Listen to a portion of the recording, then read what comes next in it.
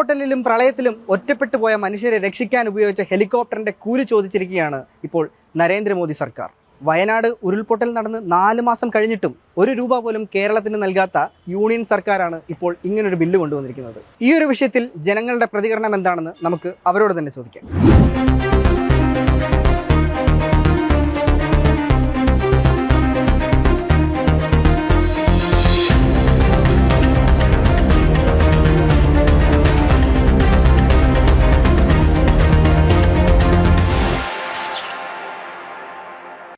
രാഷ്ട്രീയപരമായിട്ട് അവർ നമ്മളെ ഇവിടെ ഭരിക്കുന്നത് വേറെ പാർട്ടി ആയതുകൊണ്ട് അത് രാഷ്ട്രീയമായിട്ട് അവർ എന്തെങ്കിലും ഒരു എതിർപ്പ് എന്തെങ്കിലും ഉണ്ടാവും. അതിപ്പോൾ ഈ രീതിയിൽ അവരതങ്ങ് തീർക്കുകയാണ്, കരിപ്പ് തീർക്കുകയാണ്.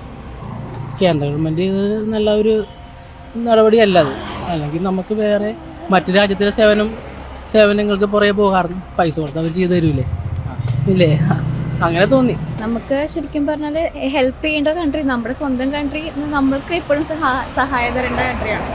അപ്പോൾ ഏതെങ്കിലും ഒരു ദുരന്തം വന്നാൽ കൈത്താങ്ങായിട്ട് നിൽക്കേണ്ടതിന് പകരം കയ്യിൽ നിന്ന് വലിച്ചു പറിച്ച് കൊണ്ടുപോകാന്നുള്ളത് നമ്മുടെ ഈ കേരളവും ഈ തമിഴ്നാടും എന്നൊക്കെ പറഞ്ഞ BJP അല്ലാത്തൊരു സ്ഥലമായത് കൊണ്ടാണോ അങ്ങനെ ഒരു പ്രതികരണം വന്നതെന്ന് നമുക്കറിയില്ല. വേറൊന്നും പറയാനില്ല. എനിക്കൊന്നും എന്താ അറിയാനും പാടില്ല.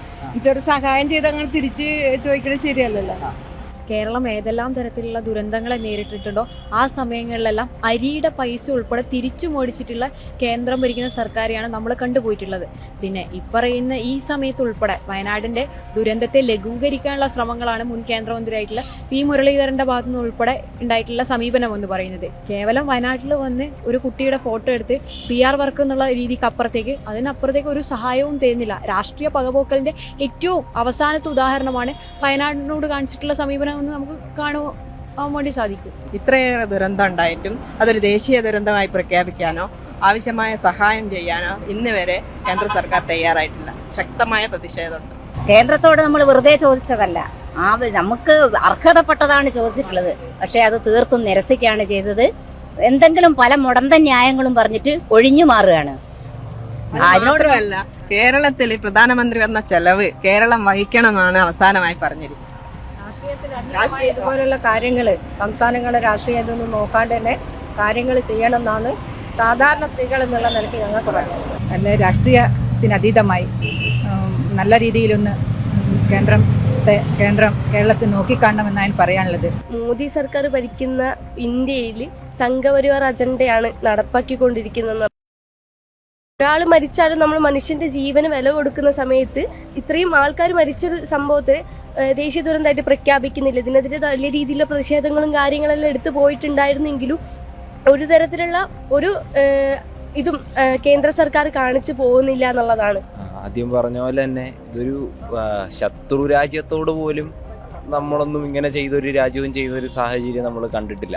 ആ ദുരിതത്തിൻ്റെ ഇൻറ്റൻസിറ്റി എത്രയാണോ നമ്മളെല്ലാം കണ്ടതാണ്. അപ്പോൾ അത്രയും മനുഷ്യരെ ബാധിച്ച 400ഓളം മനുഷ്യർ കാണാതെ പോയിട്ടുണ്ടെങ്കിൽ എത്രത്തോളം മനുഷ്യരെ അത് അതിലേറെ വലുതായി ബാധിച്ചിട്ടുണ്ടാകും. അത്രയും മനുഷ്യരോട് കണ്ണിൽ ചോരയില്ലാത്ത നിലപാട് പോലെ ഒരു ഇടപെടലാണ്. ഇവിടെ നിന്ന് നാട് വിട്ടു പോകണോ, അതല്ലാണ്ട് വേറെ ഒന്നും ചെയ്യാനില്ല. ഒന്ന് നമ്മളിപ്പോൾ ചേട്ടൻ തന്നെ പറയാം, എന്തിനൊക്കെ ചെയ്തിട്ട് എന്താ കാര്യമുണ്ട്? ഒരു കാര്യമില്ല, ഒരുത്തരും തിരിച്ചു നോക്കാൻ പോകല. കേരളത്തെ പൂർണ്ണമായി കേരളം ഇന്ത്യയിലല്ല എന്നുള്ള മട്ടിൽ കേരളത്തെ പൂർണ്ണമായും അവഗണിക്കുന്ന നിലപാടാണ് കേന്ദ്രത്തിൻ്റെ ഭാഗത്തുനിന്നുണ്ടായത്. ഇത് ആദ്യമായിട്ടല്ല. 2018-ലും 2019-ലും പ്രളയം വന്ന സമയത്ത് പോലും വിദേശ രാജ്യങ്ങളിൽ നിന്നുൾപ്പെടെ കേരളത്തിന് പല സഹായഹസ്തങ്ങളും ഉണ്ടാകുന്ന സമയത്ത് അത് തടഞ്ഞുകൊണ്ട് കേന്ദ്രത്തിൻ്റെ ഇടപെടലുകൾ ഉണ്ടായിട്ടുണ്ട്. തീർത്തും പറഞ്ഞു കഴിഞ്ഞാൽ ഇവർ ചിറ്റമ്മനെയാണ് കാണിക്കുന്നത്. അതായത് അവർക്ക് ഇവിടെ ഒരു സീറ്റ് പോലും പിടിക്കാൻ പറ്റാത്തതിൻ്റെ ഒരു ധാർഷ്ട്യം അവർക്കുണ്ട്. അപ്പോൾ കഴിഞ്ഞ തെരഞ്ഞെടുപ്പിൽ എങ്ങനെയോ ഒരു സീറ്റ് അവർ പിടിച്ചു. ഈ സീറ്റ് പിടിക്കുന്നതിന് മുന്നെയാണ് വയനാട് ഉണ്ടായത്. അദ്ദേഹം അവിടെ വന്നിട്ട് എല്ലാ സംഭവമൊക്കെ എടുത്തു പറഞ്ഞിട്ട് പോയിട്ട് പിന്നെ ഒന്നും ചെയ്തില്ല. അത് അവരുടെ സ്ഥിരം പരിപാടിയാണ്. ഈ ഒരു വ്യൂവിൽ നമ്മൾ നോക്കുന്ന സമയത്ത് നമുക്ക് മനസ്സിലാകുന്നത് തികച്ചും പച്ചയായിട്ടുള്ള അവഗണനയാണ്. എല്ലാ സമയത്തും ഈ കേരളം അല്ലെങ്കിൽ ഒരു BJP ഇതര രാഷ്ട്രീയം കൈകാര്യം ചെയ്യുന്ന സംസ്ഥാനങ്ങളോട് BJP സ്വീകരിക്കുന്ന അല്ലെങ്കിൽ കേന്ദ്ര ഗവൺമെൻറ് സ്വീകരിക്കുന്ന ഒരു നയം എന്ന് പറയുന്നത് ഒരു അവഗണനയുടെ നയമാണ്.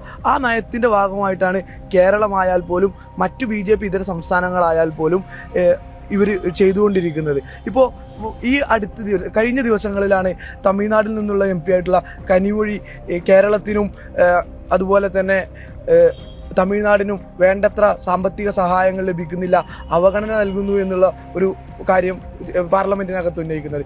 ഈ ഘട്ടത്തിൽ കേരളത്തിൽ നിന്ന് ജയിച്ചു പോയിട്ടുള്ള ഒരു MP, തൃശ്ശൂർ MP സുരേഷ് ഗോപി ചെയ്യുന്നത് എന്താ? കൈമലർത്തി കാണിക്കുകയാണ്. വളരെ വ്യക്തമായിക്കൊണ്ട് കനിമൊഴി അവിടെ പറഞ്ഞു വെക്കുന്നുണ്ട്. ഇതന്നെ നിങ്ങളിപ്പോൾ ചെയ്തത് തന്നെയാണ് കേന്ദ്ര സർക്കാർ കേരളത്തോട് ചെയ്യുന്നത് എന്നുള്ളതാണ് പറഞ്ഞു വെക്കുന്നത്.